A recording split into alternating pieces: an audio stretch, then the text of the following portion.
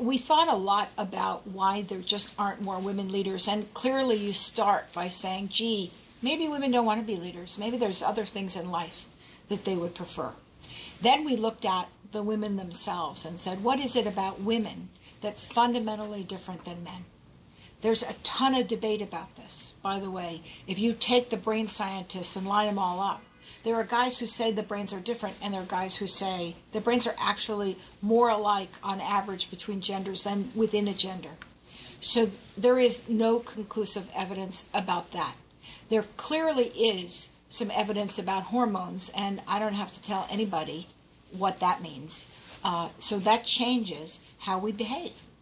It actually is linked to what the evolutionary biologists and psychologists believe, that certain conditions or certain ways of responding are hardwired in us. And therein lies some of the most interesting differences between men and women. So first of all, the research shows that most women, not all, actually rate meaning higher than pay and status in a company. And most men do the opposite. That's the first thing. The second thing is that women on average actually experience more emotion than men at the extreme. So that women are, I think the data is 2 to 3 times more likely to go into the doctor for depression, which means that on the opposite side, women also experience joy and love and all of the positive emotions as well. Well, most workplaces have no place for emotions, right? What were you told when you had your first highly emotional moment? Suck it up, right? When you thought there was an unfairness, suck it up. As opposed to, gosh, let's explore that together. What's happening underneath the surface? What are you feeling and thinking that you're not saying? And underneath that, what are the needs that you have that are not being met right now? And underneath that, God forbid we get there, what are the fears that you have that you're not telling us about? What's in your way? And if I were to disclose that to you on behalf of all the women, they would be the same fears as for men. But because of this emotional intensity, it's that much more important. The third piece is community. Whereas men, and one of my favorites is Dr. Roy Baumeister, who is writing all the time about men versus women and what's hardwired in us. He would argue that men's networks are very, very wide, and that goes back thousands of years to when, in order to have progeny, men had to go to war, get on ships, go to faraway places, get lots of money and fame, and come back and get the wife. Whereas women had to stay at home. You don't get to meet a lot of people staying at home. And they kept their eggs safe. So as a result, women build very deep relationships but don't have a wide network. Men do the opposite. Guess what? Men set up corporate life. So what do we value in corporate life? Lots of shallow relationships. And women don't play that game well. The next difference, the fourth difference, is around risk. Again, it's hardwired. Men tend to take more risk. This is testosterone related. It's a good thing in many cases. It's not a good thing. But for women, the inability to raise one's hand to an opportunity is cautiousness. And we women have to learn how to calibrate risk and look at the upside and take a few chances. Finally, there's energy, and the difference between men and women is not in our innate sources of energy, but in how we use our energy.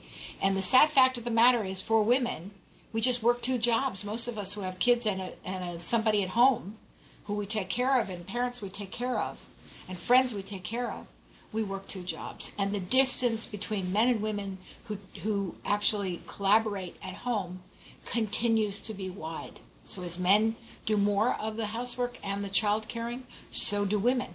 And actually, I think the latest gap shows it's even bigger than ever. So there are some fundamental differences. How does that stop women from succeeding in the workplace? Well, first of all, I don't know which women are watching right now, but I've been told in my career that I'm unstable because I cried. I cried in a bunch of meetings. I admit it, I cried.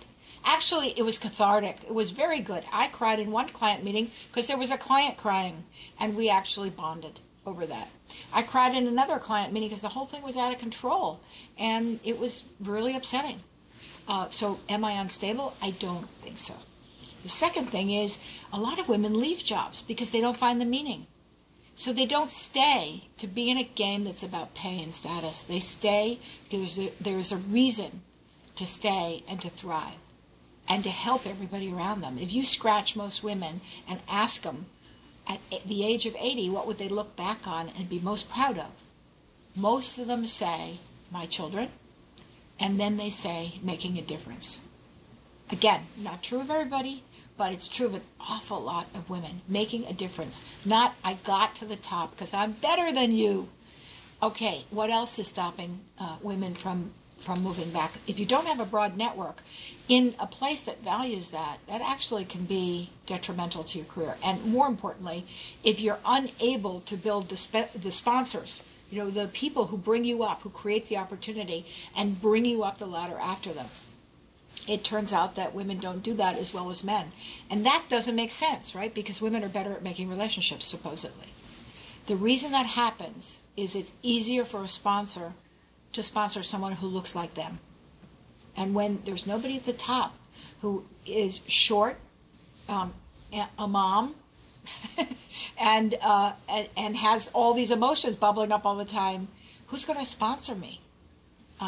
It's real hard work to come out of yourself and cultivate that relationship. And many women got to the top without it. So those are just some of the differences as to men and women and why today's leadership model doesn't really work for women.